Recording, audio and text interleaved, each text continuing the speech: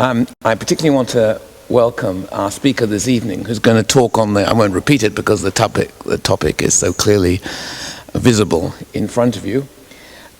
Ritch Savin-Williams is a professor of human development and director of the Sex and Gender Lab at Cornell University.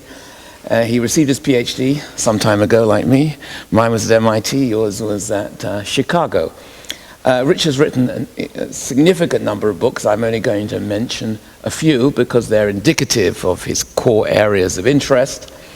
And the first one I'll mention is And Then I Became Gay, Young Men's Stories. Another, The New Gay Teenager. A third, Mum, Dad, I'm Gay, How Families Negotiate Coming Out. And Gay and Lesbian Youth, Expressions of Identity. That's just some of them. He's currently writing, as I understand it from the internet, so if I've got this wrong, please correct me, about the experiences of growing up with same-sex attractions, the resiliency and mental health of sexual minority youth, the sexual continuum, and the sexual development of youth. Tonight's lecture, I'd like to make an acknowledgement here. Tonight's lecture comes with the support and wouldn't have been possible without our very own Center for Sex, Gender and Sexualities and the School of Applied Social Sciences. So many thanks to them as well. And I just want to say how pleased we are to have you here this evening, and I much look forward to hearing you. I've read you for a long time. Thanks.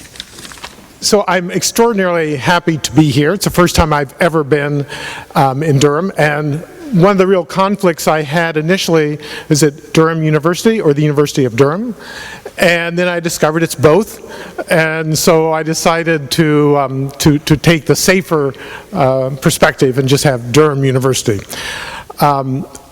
I am very pleased in the sense of the invitations, and Patrick has been incredible in arranging everything, and for Mark for being my host, and Max for showing us around.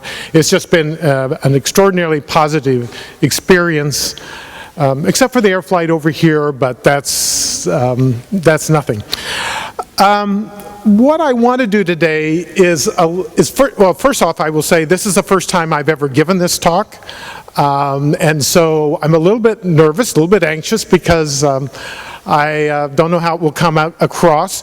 But what I want to tell you initially is that I'm not going to do all of the new developments in adolescent sexuality.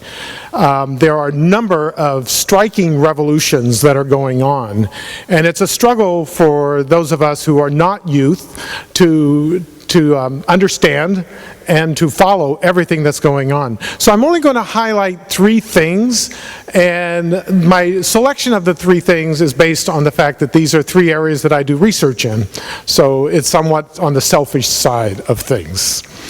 So I want to say that at Cornell University, we have a beautiful campus, but we have no castles. Though we have old buildings that are not really old, they're just built to look old, as this is something we do in the United States. Since we have nothing old that's really old, so we try to make it look as if.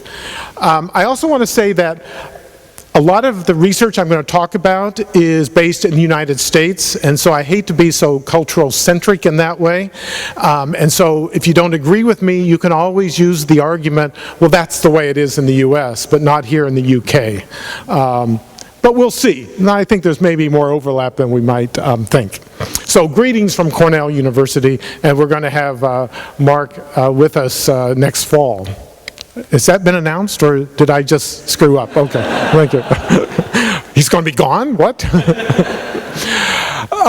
So what I'm going to talk about is sexualities, and so typically we have our version of sexualities, there being three types. So these are the gay men that we have our stereotype of. The thing I like most about this is that they have wings, which connotes angels or angelic or something. Here are our lesbians, as we typically portray them. And of course, here's our bisexual. Never quite sure if she's really bisexual. She says she is, sometimes not. And then we have, of course, our straight couple, and you might recognize this couple. So it's the idealized heterosexuality. So that's what we have in our culture. However, youth have a very different notion of sexuality other than these categories or types. So my first discussion topic for you tonight is a talk about sexual continuum. So what I'm going to talk about initially is sort of definitions of sexuality, then sort of take a look at the categories versus a continuum perspective, and I'll explain that. I also want to talk about the difference between sexual orientation and something that I think is extraordinarily important that we do not measure, romantic orientation. And then I want to look at sort of the indicators of each, and I'm not going to spend a lot of time on sex differences because I think sometimes we over-dramatize the differences between the sexes in some of these issues, but I will highlight several things. So first, sexual romantic orientation. So a study that was done that I was a very minor participant of was they got a group of youth together, high school kids, of all sexualities, and they basically said, what is sexual orientation? And they came to a consensus we call a focus group in the States. That's sort of a big thing for us. You can't do anything without a focus group. And what they said were two primary issues, one of which was that physiological, uncontrollable, erotic desire for male or female or both. So it's like when you're eating a meal and who turns your head? And it's just that incredible feeling. The second thing that they mentioned as sexual orientation was this being or wanting to be in love with either male, female, or both, or multiple people. And what they said was not important to them in terms of sexual orientation is who you have sex with, because you can maneuver that however you want, or not have sex. And the second thing they said it was clear is what you identify. Do you identify as gay, straight, or bi? And the reason why is because they say we lie, or we decide what to tell you. Now, I will say that in our research in my field, those are the two primary ways that we assess who's gay, lesbian, bisexual, and straight. The two ways in which youth say are the least good ways to assess sexuality. And the reason why is we don't listen to youth. It's too complex from their perspective, so we simply reduce it to something very simple and easy to measure, even though young people say it has nothing at all to do with who we are. So usually sexual and romantic attractions are identical. So who you fall in love with is usually who you desire to have sex with, but not always. And I will have some stories about that in a little bit, of two individuals where there's discrepancy between their sexual orientation and their romantic orientation.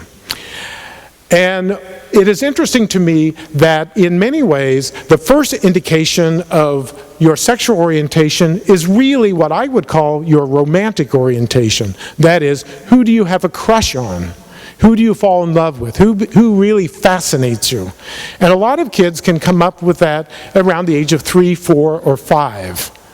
So this is very interesting in the sense that the first indication of sex may be romantic, and it's not just true for girls. You could say, oh yeah, you know those girls, they fall in love with everything and everybody. What's fascinating to me is that when you really ask guys, they will say something also about infatuation or a crush. Now, granted, some 3, 4, 5-year-olds are having sex, but that's not the majority of them by any means. More have crushes than have sex early on.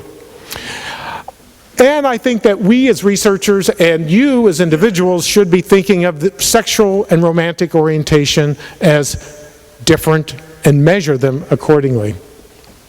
Okay, so sexual orientation, as I've already indicated, is this internal mechanism that directs sexual disposition from females, males, only one or the other, or both, to varying degrees.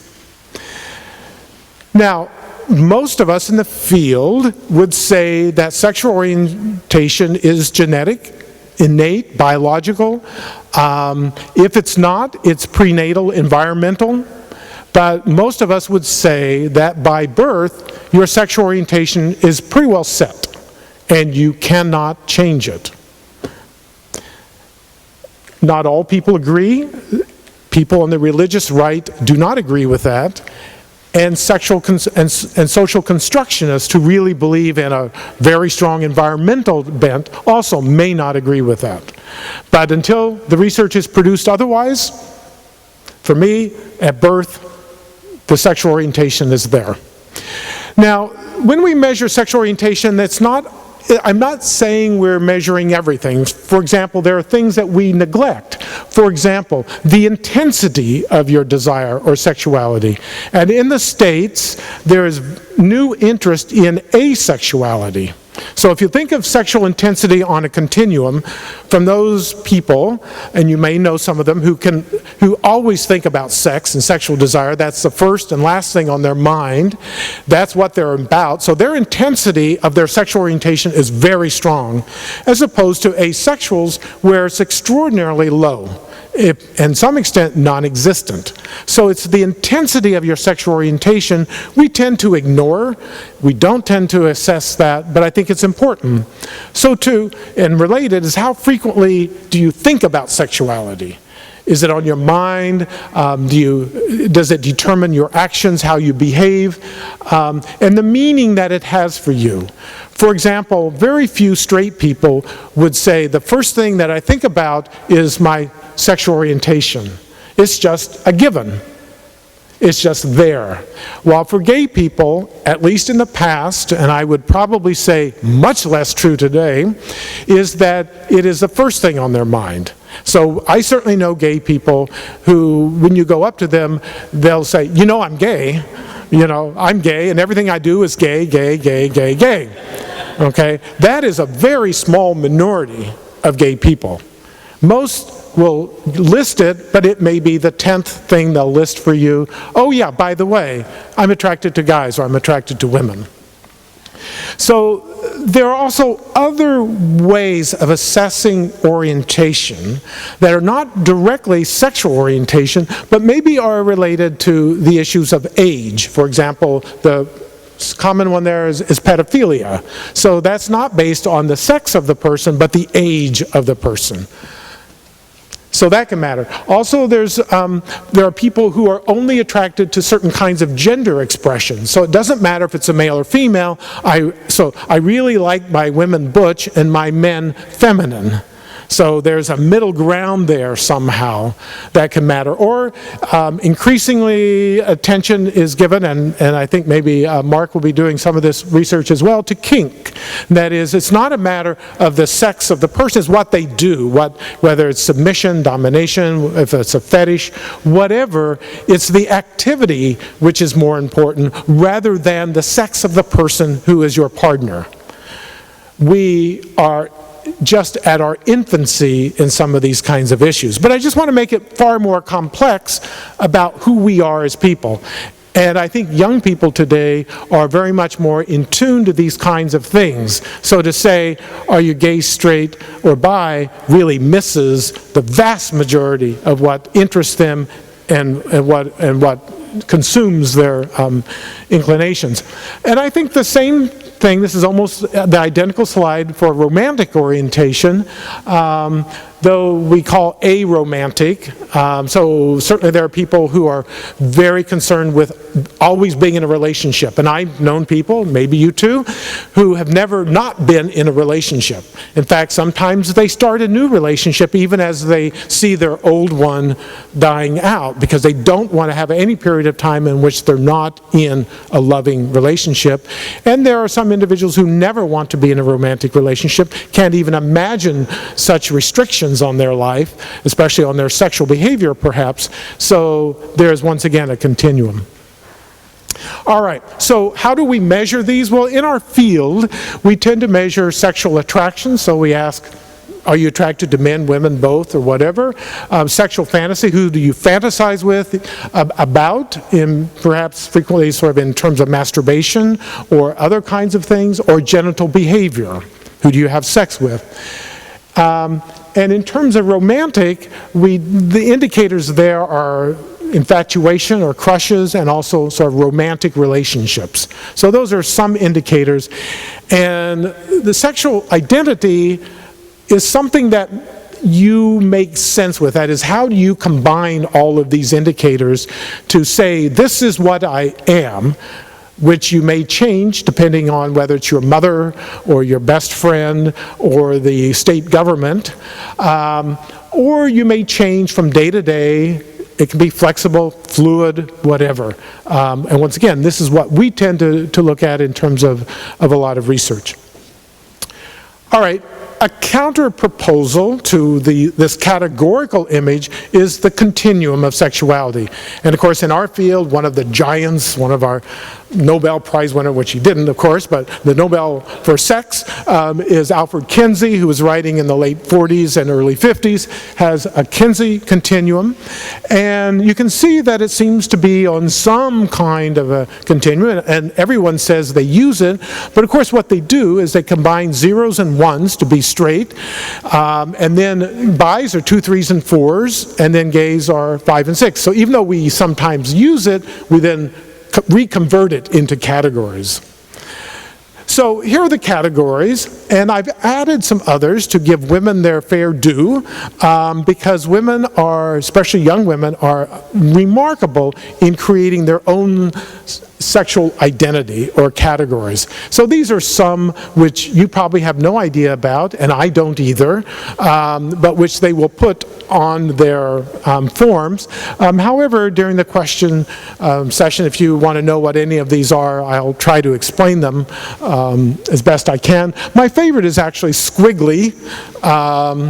I don't know if that's a term here in the UK, but I think it sort of reflects this notion that my sexuality is sort of can be this or that, or it can ooze into different kinds of places and different kinds of things. A continuum version of this, which is what I tend to use, has 3 categories, if you will, or 3 points along a continuum between exclusively straight and mostly straight. And the reason why I actually inserted exclusive straights is because when I ask straight, from some straight people, they would indicate, yes, I've had sex with someone of my same sex, or I'm sexually attracted, but I said, but I ask if you're straight. I don't say that, but I feel that, so I put a separate category of, you are absolutely, exclusively straight, to separate these. Then in terms of sort of the bi range, there are bisexuals who lean straight, bisexuals who are sort of in the middle, and bisexuals who lean gay. And then in terms of sort of the gay spectrum, I have the same 3 categories. There are a fair number of gay people who will, if the right man comes along or the right woman comes along, they will have sex with the opposite or the other sex. So I put the exclusively gay on that. Another way of measuring sexual orientation, which I actually love, is actually, and the young people love it, and that is you just give them a 100-point scale and say, put yourself on this scale somewhere. And the problem there sometimes is that 2 people may put, like, say, 15%, but they might mean something very different about what that 15% means, so that just means you have to ask additional questions. But on the other hand, it gives people a wide range of choices, and they seem to love it because it honors complexity and that they don't want to put themselves in a box. And so this gives them that kind of option.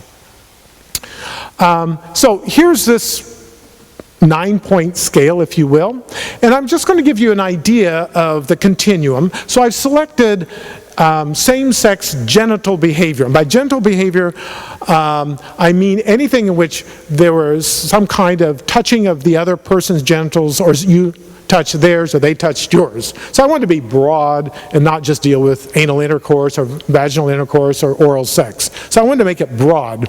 So what I did then is, this is a sample of about 400 people, 20 in each category, who were part of another study. And so I just took the data and like, I'm going to hijack this and make my own of it. But anyway, so I asked the question, genital, wow, kind of a weird translation of a PowerPoint. So what this is the average and then the range. So for example, so the first column is men and the second one is women. Okay. I actually probably ought to learn how to use no, that was not a good thing to do. All right, there's a pointer here somewhere. So the exclusively straights were indeed exclusively straight. Absolutely no genital contact, same-sex genital contact. But I had a couple of straight people that strayed just a little bit to have a little bit of same-sex behavior. And then you get the mostly straights, and there you begin to get a little bit of same-sex behavior. Now, this will be my second topic. I will address the mostly straights. But let me just tell you that the mostly straight are straight. They are just as attracted to the other sex as are exclusively straight. They just add a little bit of gayness. So they're 100% plus. All right? They're 100% pluses. And I'll show you some of the data in terms of eye dilation, genital arousal. I won't show you all the data, but I'll summarize it. That they're not lying. Their eyes tell the truth. And their genitals do too. They are totally straight with a little bit of gayness. All right, so you begin to get a sense here. So now let's go with the bisexual range. So what you find with the guys is an increasing amount, as you might expect, of genital contact. The big jump is those who say, I'm equally attracted to both men and women, but their behavior sort of doesn't say that. It's like 2/3 men. But look at the range. The range is huge. So you have some bisexual men who only 20% is with men, and others who are 100% only having genital contact with men. So you can see that there is a range. With women, you get the same kind of a continuum, though the jumping off point is the bisexual leaning lesbian. That's when you get the huge increase. But once again, you've got some difference in the actual range of same-sex attraction, of same-sex behavior. And then, of course, you've got the gay range, and by this point, you've got a lot of same-sex behavior, the vast majority. But once again, there are a few people who are not totally having sex only with their own sex. Okay, so what this says to me is within any kind of point on the spectrum, there's a lot of diversity. So I have 9 points. I probably could make 20, 40, 50 points if I had all of the wherewithal to categorize these. The other thing I want to say is that there's clearly a continuum here.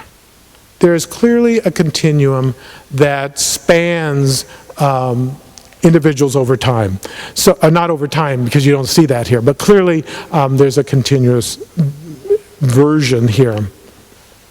So the switch from the homosexual side to the heterosexual side among women is basically in romantic attractions, and for men it's more sexual attractions, but there's so much overlap between the two that I'm really leery to sort of make such absolute differences in terms of sex differences.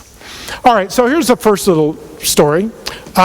So this is a hockey player, which is very big at Cornell, though to be honest, most of our hockey players are from Canada. We recruit them from the Commonwealth. And it's a very rugged, masculine sport, and I interviewed, and this is actually written up publicly, one of the goalies for Cornell some years ago, and I codenamed him Dylan. So I was interviewing him. He volunteered to participate in one of my interview studies some years ago, and he comes in. Once again, I don't look at any of the material beforehand. I'm interviewing him.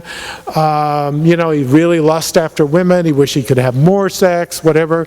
And And then I asked the same question because I didn't want to make them assume that what their sexuality is. So I said, so have you had sex with men? I'm ready to write down no. And he says, well, not yet. And I stop and I go, so you would like to? And he says, well, I think I should. And if the right guy came along into the right situation, I would. And so this 1 hour conversation, which I thought was almost over, now had a second hour in which we talked about his same-sex sexuality. So what it is that he absolutely lusts after women, and romantically he lusts after men. So he keeps sort of falling in love with men, but he has no desire to have sex with them.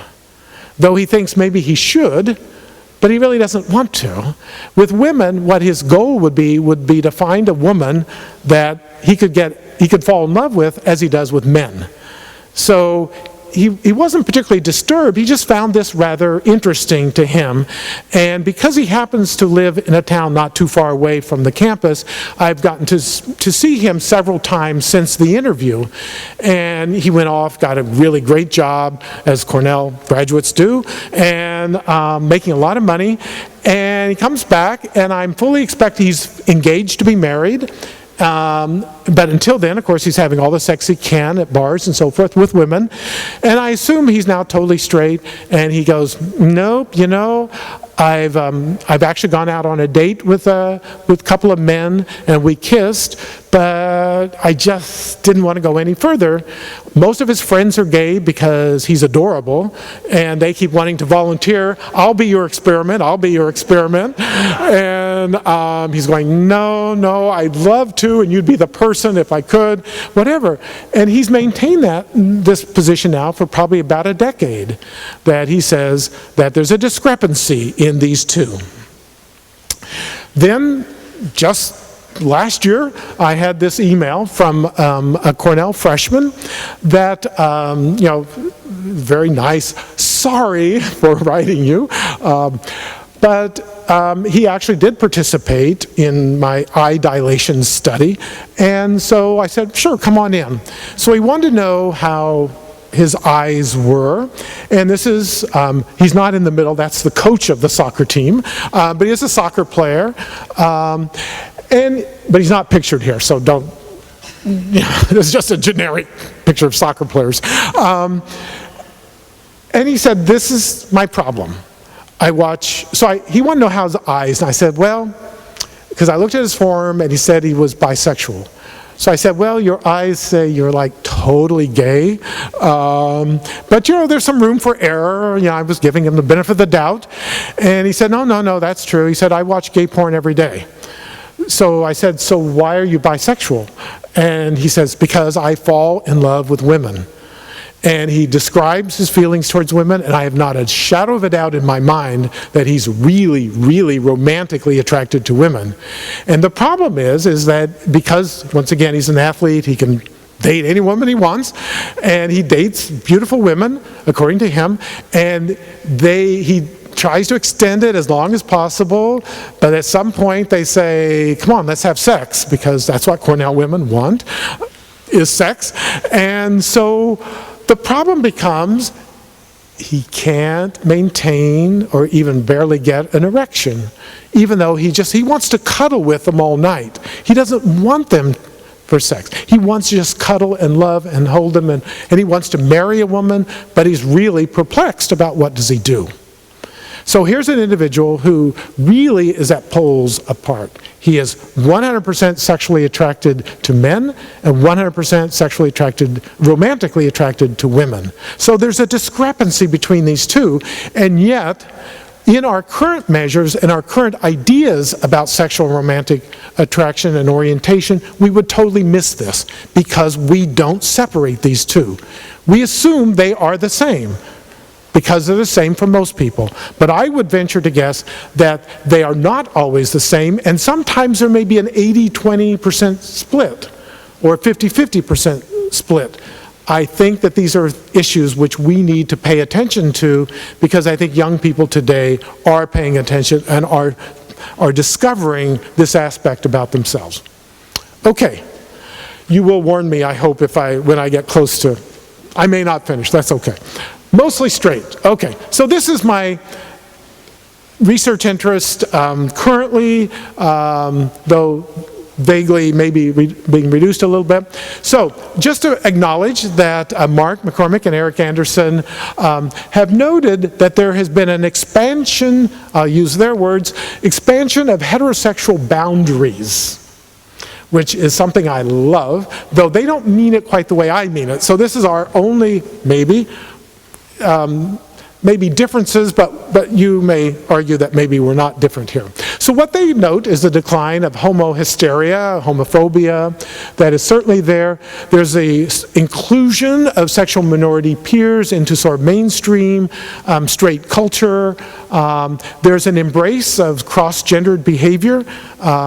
Certainly that it's now okay for straight men, for example, to be emotional and have physical intimacy with males, and they have documented this, I think, extraordinarily well here in the UK. And I welcome them to the US to document the same thing. And for among women and girls, it's okay to be more instrumental or more typical masculine, and for them to be sexual and to desire sex and to enjoy sex. I think there's an erosion of sort of sexual categories, though they haven't spoken about this quite as much, and that sexual and romantic diversity is extremely valuable in today's youth culture. There's an extraordinary acceptance of a range of possibilities, and what I believe is that this implies sort of the invention of the mostly straight. So I, not being a sociologist, but more of a psychologist and biological oriented, I would say that this mostly straight is not only culture, I mean it could be in part, I'll grant that, but I also think that there may be some natural biological way in which individuals are born, if you will, mostly straight. And I think that has always been the case, but now what is happening is our recognition of this possibility and being able to acknowledge it and to act on it. So what is mostly straight? These are various definitions that I found in the literature about what is mostly straight. So you can say, so usually it's I'm heterosexual with some qualification, okay, with slight, some, possible same-sex sexuality. For those of you who are 20 or younger, you will know who this is. If not, he's a famous actor. And this is interesting that there are now famous people, if you will, who are acknowledging that they are mostly straight. And Josh is an actor, was in Hunger Games. But I would probably list myself as mostly straight, but who knows? I didn't edit this for this audience, or maybe I shouldn't have. So what's important is that but I think defining yourself as 100% anything is kind of nearsighted and closed-minded. He's not saying necessarily that it's bad, but certainly there's this sense of diversity in this culture. So I did a workshop for high school kids, and I advertised this for people who are thinking about their sexual orientation, sexual identity.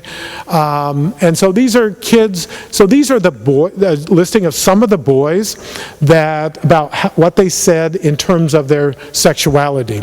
So you can see, and the ages are there in parentheses. So the first guy says, on the card that I give them to describe their sexual identity, I want to hold everyone, but I don't really want sex with either.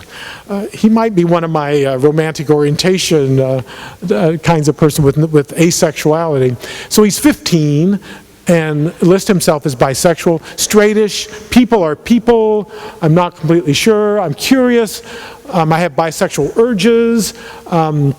Now this is interesting because he says he's Josh Hutchison, even before I begin my lecture. I go, all right, I picked the right person.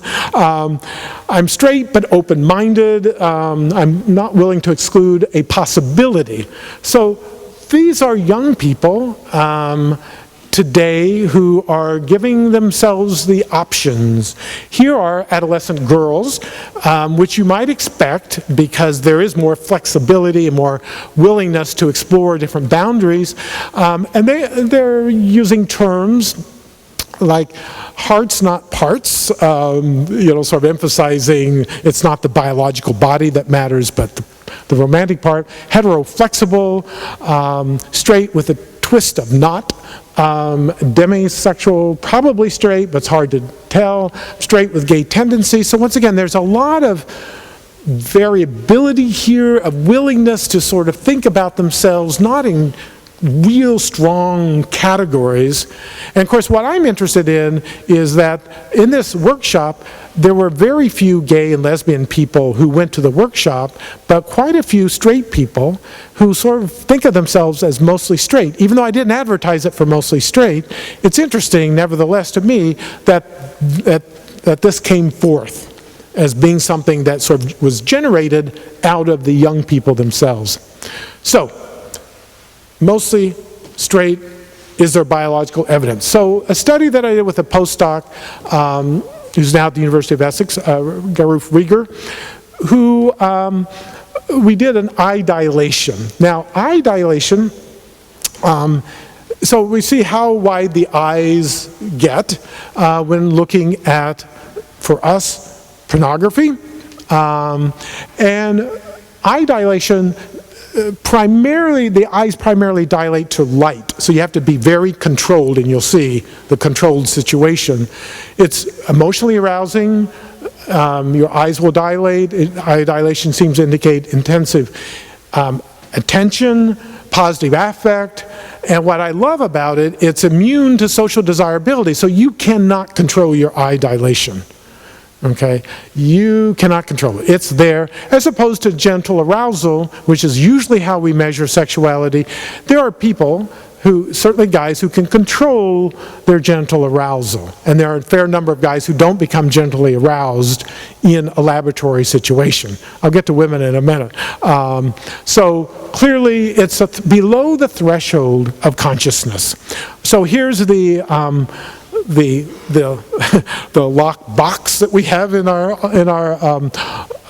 lab, and you can see the computer monitor where they're shown.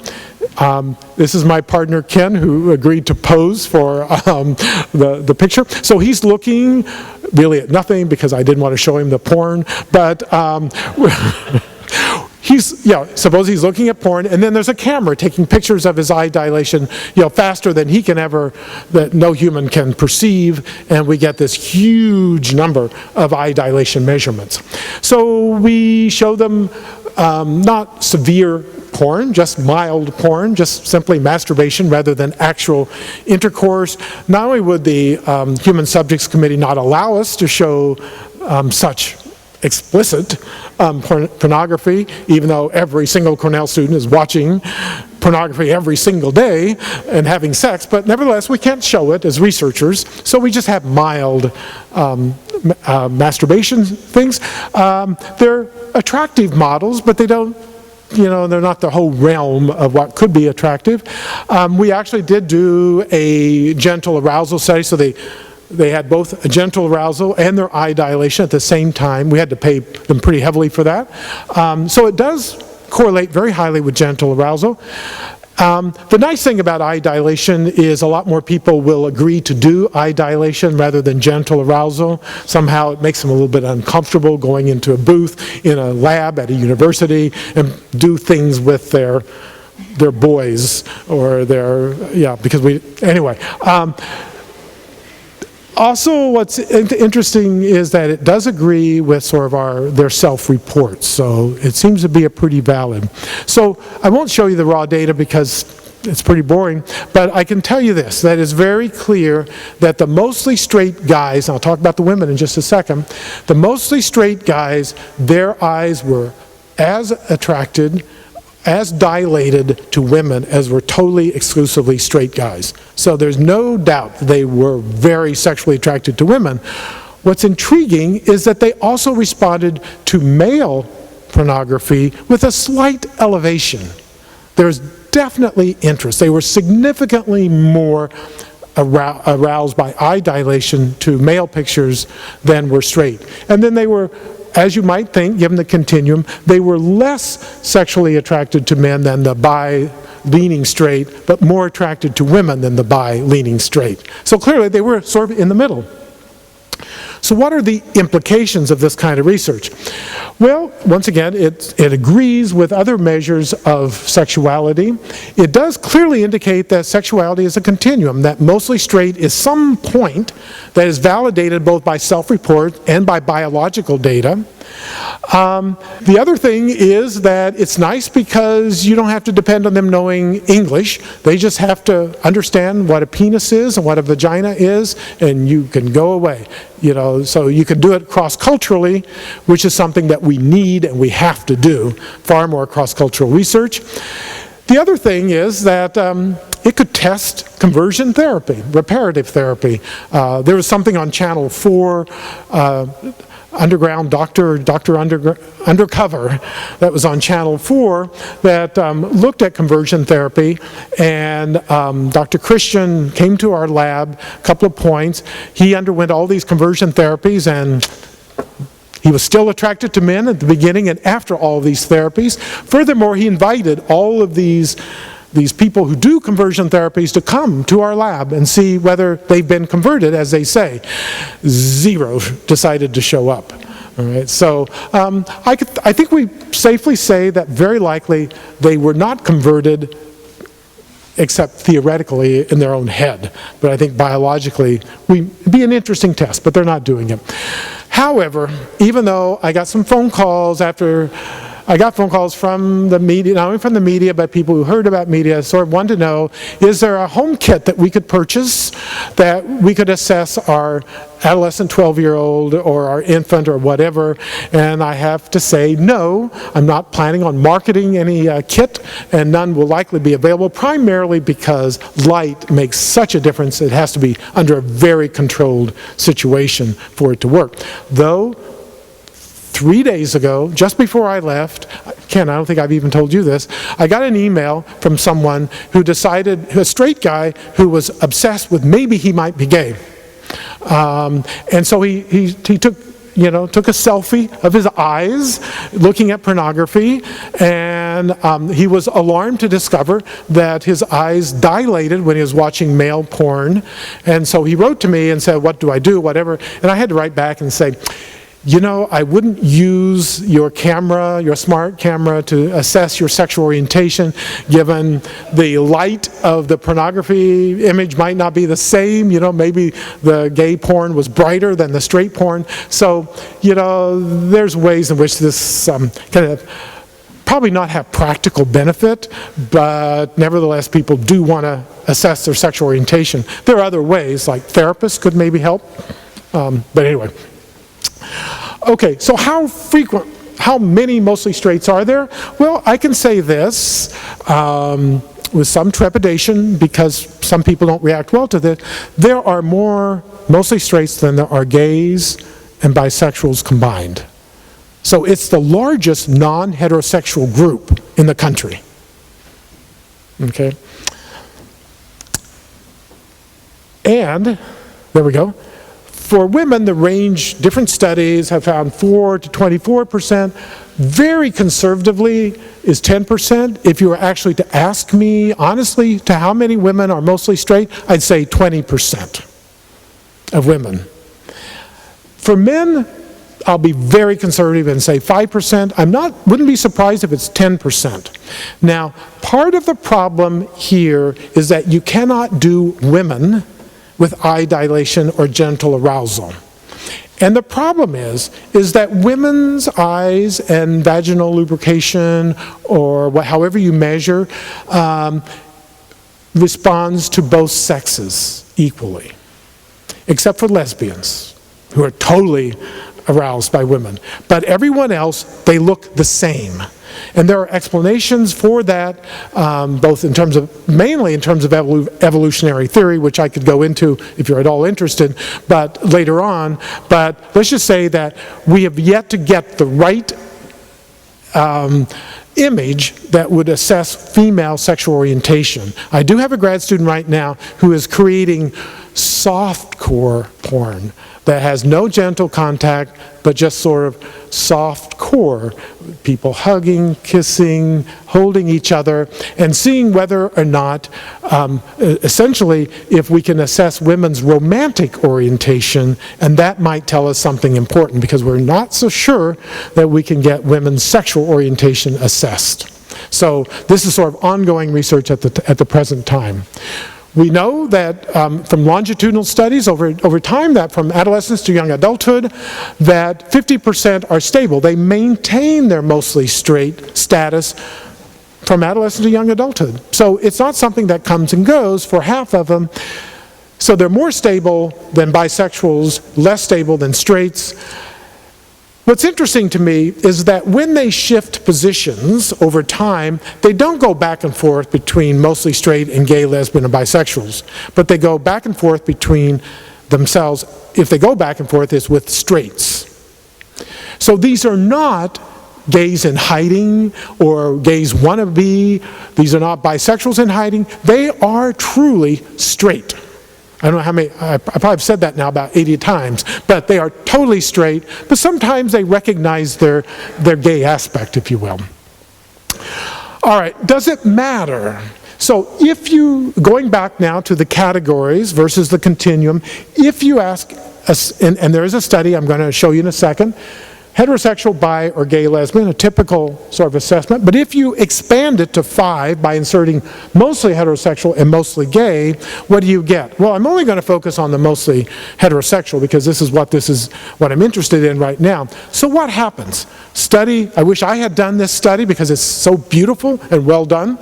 What it shows that if you give women the 5-pointer rather than the 3-pointer, 10% of heterosexual women say, oh, I'm mostly heterosexual. If you give me that option, that's what I am. That's why I think the number of women is very highly underestimated. And 31% of bisexuals say, well, I'm not really equally sort of attracted. I'm really mostly attracted to men, so I'm mostly heterosexual. And with men as well, fewer percent, but 5%. It's a huge number, by the way. 5% of heterosexual men say, okay, I'm not totally straight. There's a little bit of gayness in me. And there they go. 50% of bisexuals would go to that category. So clearly, we need to pay attention to an additional spectrum. Now, if I were a point in the spectrum, if I were continuing to do this, and I've sort of run this by in my head, I would actually love to take a look at the mostly gay and lesbians to see what they look like. I think that's more complex, but we can talk about that at another point. Okay, so once again, if you're under 20, you know who this is. I actually ran into him on a show. I think it was a Lincoln Center Awards when the U.S. gives all these awards to best comedian, etc. And so he played, and I thought, he's gay. Yeah, just my gaydar went off, he's gay. So I looked him up, and okay, he's kind of a mostly straight kind of guy. So I wasn't totally off with my gaydar.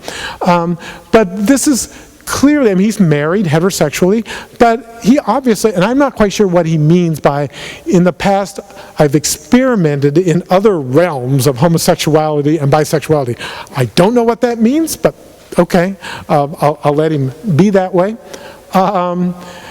Okay, discussion 3. How am I perfect? Okay, great, because this is my topic over 30 years of research. So I will zip through it a little bit. So the big debate in the field are sexual minorities healthy? And clinically, depression, suicidality, anxiety, all those things. And the answer has been overwhelmingly, because I'm gay, I don't know if I told you that, but we are very sick. Okay, very, very sick. And I say that there's been sort of a suffering, suicidal script written for our gay youth. And I'm not going to go into the history of this. I will, in Mark's class tomorrow for his graduate seminar, we'll talk about the history of this idea and the concept. So if you want to go to his class, you have to ask him. And he won't give you permission. Okay, so what is the view here? I mean, this is, okay, I'm being a little extreme, but I'm actually not so sure this is so far off, that this has been our view about gay youth. And I will say that most of the people who are doing this research are very good-hearted people who want resources for gay people, and they also want funding. And in the US, you get funding for if things go bad, not if things go good. So we're wanting to stop the bad things, not enhance the good things. It may be uniquely US, but that seems to be our scientific research. So there's books have been written. I could just give, I have 1,000 of these kinds of examples of this. Of course, there's a slight problem, which we recognize, which is the whole issue of the more we talk about the ill health of sexual minority youth, are we in fact enhancing it or promoting it? And of course with suicide contagion, which has been sort of the big issue of gay youth, is that are we actually encouraging the very behavior we're trying to prevent by talking about it so much? So there have been certainly cultural changes that have tracked what has happened, and this is fairly typical, that it's now gay is everywhere. Everywhere you go, it's just part of mainstream culture, whether in jokes on TV or athletes coming out or whatever. This is my favorite cartoon of all time. I just can't find an update, and now that he's dead, I'm afraid there's not anything. So if you can come up with a way of inverting these 3 words, I would love it, but I can't figure it out. Maybe I've got to add a 4th or 5th word to represent the current. Okay. So what changed in 1997 was huge in our culture, and that was, of course, Ellen coming out on TV, and then then Ellen didn't lose out so badly. In fact, she quite prospered in her career. So despite all of the threats that she would, in fact, lose all of her endorsements, she would be a nobody, she gets to be an American Idol judge, which is the epitome at that time of being famous. Some said she's the next Oprah. She, the cover girl, a lesbian, as a cover girl, I mean, there's just unbelievably unheard of, and I think in some ways she's helped to promote other sort of gay artists. There have been a number of athletes that have come out, including British. I understand that these are Brits, at least they're British athletic teams. What? He's straight? I'm going to have to go, oh, thank you, I should.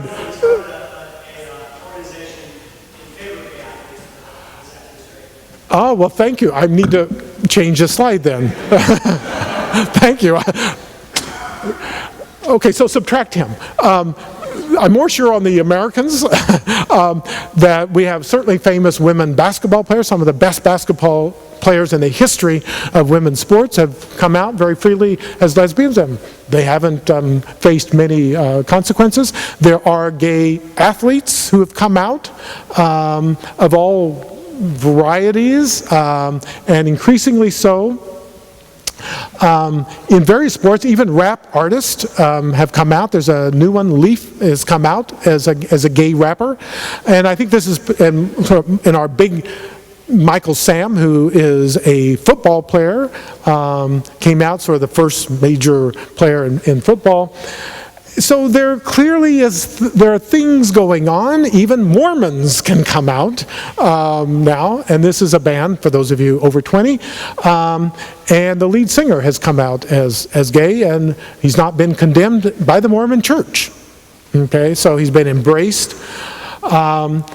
And of course on TV, this is sort of the classic recent ones. But what I find interesting is it's not just with gay male teens, but also they certainly had a stream. Do you get Glee here? Okay, so, okay, I'm not totally So women also, they've been really portraying women as well. And of course you don't have to be a real person to come out. There are various forms of this. And there's received national coverage in Time magazine about gay youth. And this is one that I particularly like because this is middle school social club in Oklahoma, which is the center of conservative USA, and yet there was a gay-straight alliance and a social club for this. So in reality, gay youth are just so typically normal and diverse. Now the cultural shift is in part reflected here, where this is just sort of a listing in the last 10 years, basically, of where there have been increases in social support. So here on the extreme right hand is the increase in 10 years from I think 90 to 2010, or no, it's somewhere up there, 96. And what it shows is certainly there's an increase in desire for legality, acceptance of homosexuality. They know people who are gay, lesbian, bisexual. I venture to say, check with anyone who's under 21. Do they know someone who's gay, lesbian, bisexual? Now, absolutely 100% will say yes. Okay, my generation, the percent would have been 0. Okay, so clearly there's a huge increase in sort of the knowledge, a family member, a best friend, you know someone who's gay. They ought to be able to have a family, to be able to adopt children, allowed to be married. So clearly, and this percent now of who live in a protected community is much, much higher with recent passage of same-sex marriage equality. Now what's interesting is that this is very much reflected in age cohort. So there are dramatic changes and dramatic differences depending on what age cohort you're in. So with the millenniums, the 18 to 32-year-olds, because we can't ask high school people about this very frequently. So it's a huge increase. 70%, it's actually larger than that now. It's close to 80, 85%. Essentially all youth are in favor of marriage equality. But you can see that the percents decrease, though I want to give the elder generation, some kudos here because they have increased their acceptance. So even our grandparents are coming more and more to accept same-sex marriage. But clearly marriage equality, if nothing else, as the older generation dies out, it's going to keep increasing, though I'm not quite sure how high it will go, but clearly there's a difference. This slide simply says that it cuts across political ideologies. So liberal Democrats versus far left freshmen, first year people in college. So yes, even the extreme left, if you're young, is more positive towards marriage equality than if you're far left and an adult. And you can see that if you're independent, sort of middle of the roaders. And what I'm intrigued by is even with the far, far right, you find that young people are like, marriage equality? Well, of course, that's okay.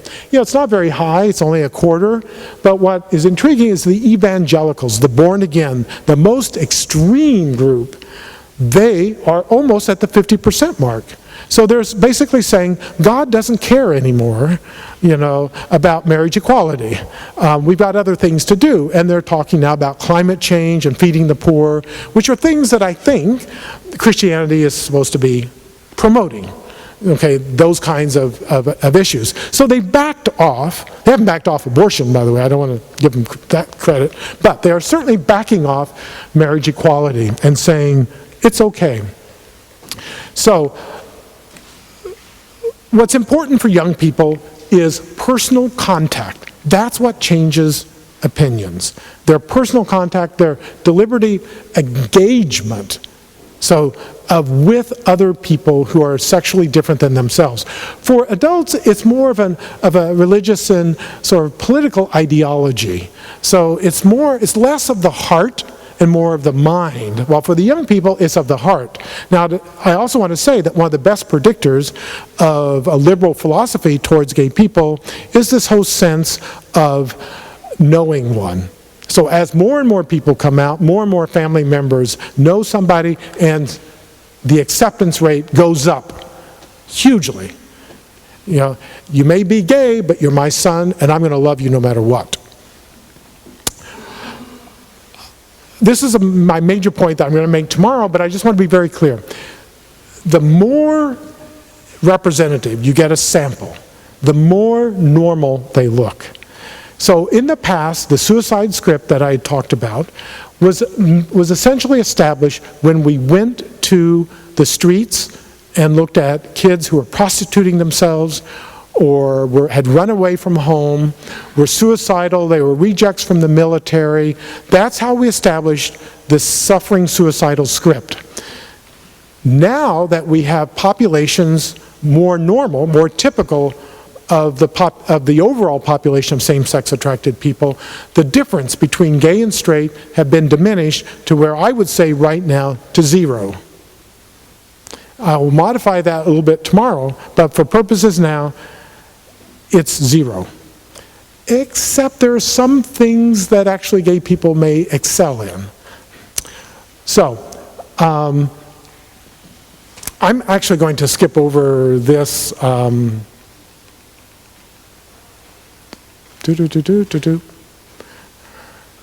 So, when we look at the literature, this may surprise you if you read what you think is the literature, is that there are no sexual orientation differences between how close you are to parents. So gay kids are just as close to their parents as straight kids.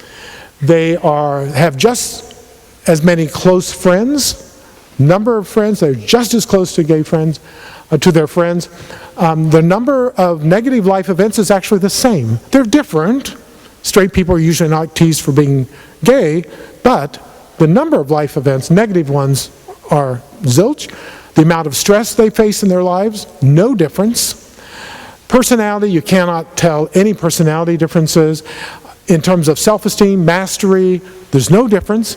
And I think it's highly debatable, and that's part of what I've been working on, is to show that in terms of negative health, there is also no differences at all.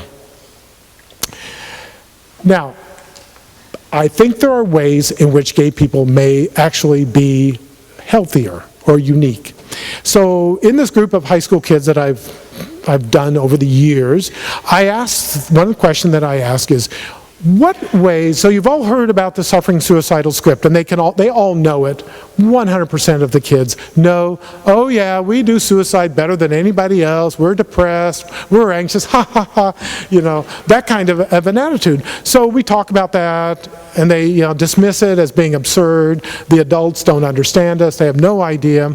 And then I say, okay, are there ways in which you think gay students, gay young people are healthier? So this is a mixed group of gay and straight. And what they come up with are these kinds of things. This is just a sampling because you get them talking and there's no stopping. And what I have a graduate student who actually did the research on 3 of these. And what turns out is that gay youth are higher on self-report measures of sensitivity and empathy. They are higher on flexibility and versatility in sort of cognitive thinking and in feeling authentic. So they were actually higher than straight youth. So what's interesting to me is that we don't assess the ways in which our specialized populations may have merit and positive contributions to make. There was early research that showed that gay people might be more intelligent and creative, and that was sort of dismissed, but I'm not so sure it's totally wrong. But I think there are ways in which we need to emphasize these kinds of points. So, I just need to acknowledge my funding sources.